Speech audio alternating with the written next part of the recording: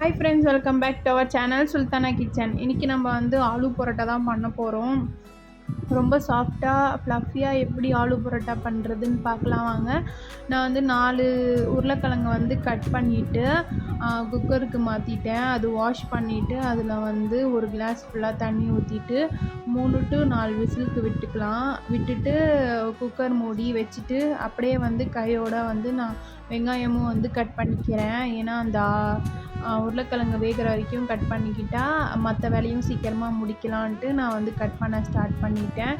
இது வந்து குட்டி குட்டியாக வந்து சாப் பண்ணிவிட்டு அதில் வந்து கருவேப்பிலை கொத்தமல்லியும் வந்து கட் பண்ணிக்கலாம். அதுவும் போடணும், அதனால் அதுவும் கட் பண்ணி வச்சுட்டு இப்போ வந்து நான் மாவு தான் கலக்க போகிறேன். கோதுமை மாவு வந்து நான் கிலோ கிளாஸ் அது நான் 2 கிளாஸ் எடுத்திருக்கேன். எடுத்துகிட்டு சால்ட்டும் போட்டுட்டு கொஞ்சமாக ஆயில் போட்டுட்டு வார்ம் வாட்டர் தான் நான் வந்து எப்போவுமே ஆட் பண்ணுவேன். அப்போ தான் சப்பாத்தியும் நல்லா சாஃப்டாக வரும்.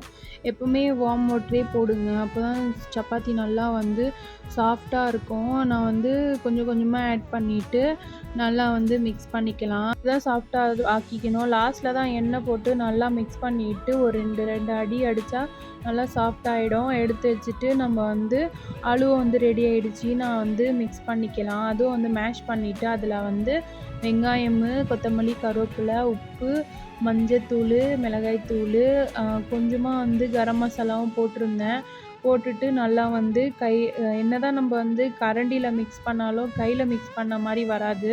அதனால் நான் கையிலேயே மிக்ஸ் பண்ணிட்டேன்.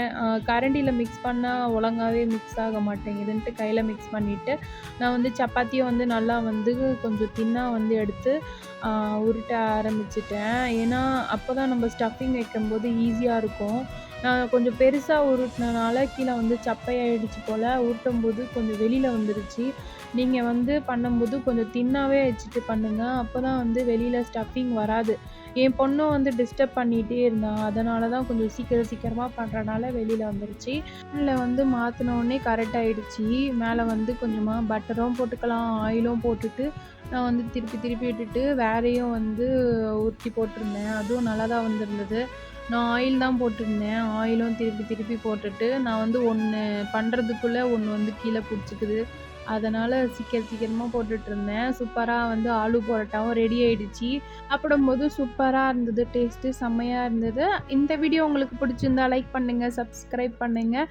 அதோட நெக்ஸ்ட் வீடியோவில் பார்க்கலாம். Bye friends.